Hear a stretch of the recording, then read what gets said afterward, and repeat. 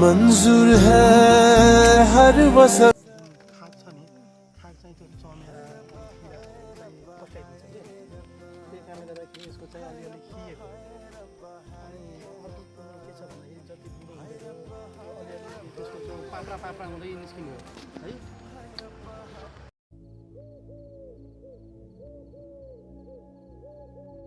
यसको चाहिँ फ्यामिली हो है, यो फ्यामिलीमा मात्रै बस्ने हो।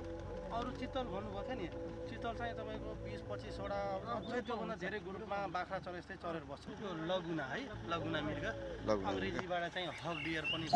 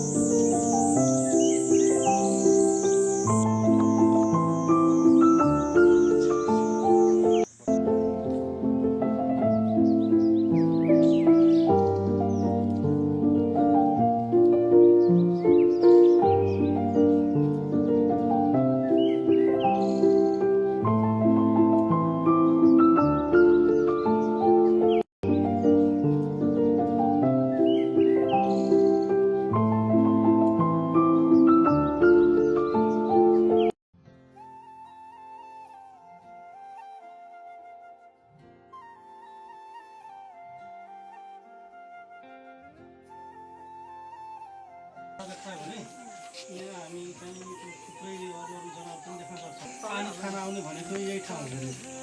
मैले आफ्नो जिन्दगीमा फर्स्टचोटि गाइड गर्दाखेरि पहिलोचोटि मैले यो टावरमा आएर बाघ देखेँ है। यो ठ्याक्कै यो छ नि, यो मल देख्नुभएको छ नि, हो त्योभन्दा अलि तल चाहिँ बाघ चाहिँ मजाले पानी खाइरहेको थियो, तल तातिरहेको थियो। अनि के रहेछ भनेर राम्रोसँग हेरेको बाघको रहेछ। सबलाई आफ्नो पाहुनाले बोलाएर लिएर आएर मैले आफू पनि देखेँ, अरूलाई पनि देखाएँ। अब ये गुनाह था जो चोरिया आँखों ने की, उसकी सजा दिल ने सही कर जो दिया। अब ये गुनाह मंजूर है हर वो सजा। हाय रब्बा हाय रब्बा हाय रे रब्बा, हाय रब्बा हाय रब्बा हाय रे रब्बा, हाय रब्बा हाय रब्बा हाय रे रब्बा, हाय रब्बा हाय रब्बा हाय रे रब्बा।